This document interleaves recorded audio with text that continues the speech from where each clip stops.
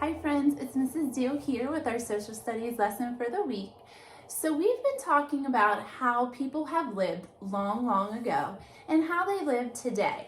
Our lesson today focuses on how people have communicated many years ago and how that communication has changed over time and how we communicate today. So our vocabulary word for the lesson is communication. So communication means how we share ideas or thoughts with one another, and also simply how we tell somebody something. So I want you to think about how you would communicate to someone how you feel. So how would you let that person know how you feel? What are some ways that you could communicate to them to let them know maybe that you're happy or sad? I'll give you a few seconds to think about that. What communication ways would you use to let somebody know how you feel? All right, so maybe some of your ideas, you said you could simply tell somebody in person how you feel. Maybe you could call them on the telephone and let them know. You could draw them a picture or maybe write them a letter to let them know how you feel. And you could also use sign language to let them know how you feel. All right, so we have talked about people long ago and how they lived. I want you to put yourself in that time period. Think about how did they communicate with each other long ago.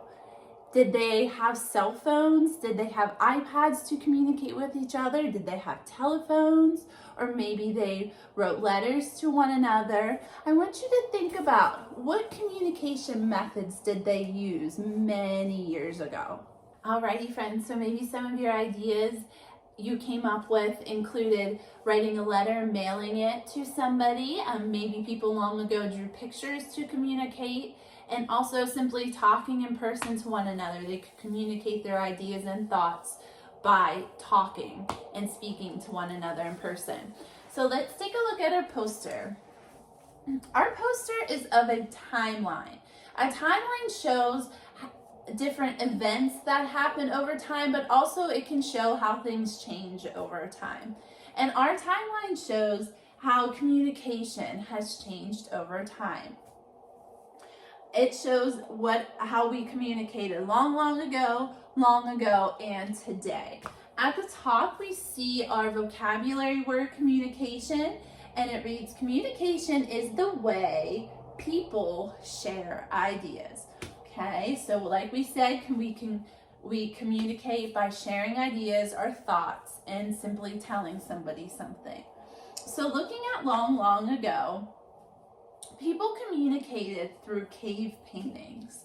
Now this goes along with our idea that we said people communicated by drawing a picture. So they would draw paintings on cave walls or cave ceilings, and these pictures told an important story. So a story of maybe an important event that happened. They shared all their thoughts through the cave paintings.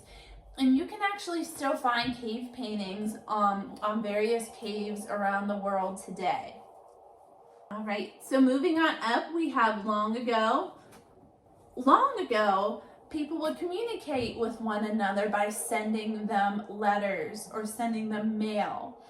And before we had a truck, a postman's truck to deliver the mail, the postman would ride a horse to deliver the mail. He would put his mail in his sack and hop on the horse and deliver that mail from house to house. Okay. And then we come to today. So we see a picture of a girl on a computer. Now we have many forms of technology to communicate with one another. We still might send mail to one another, or we might draw a picture to send to one another. But I would say the biggest way we communicate now is through the technology that we have, or the cell phones, or the telephones that we use. On the computer, the girl could be sending somebody an email or she might be messaging somebody.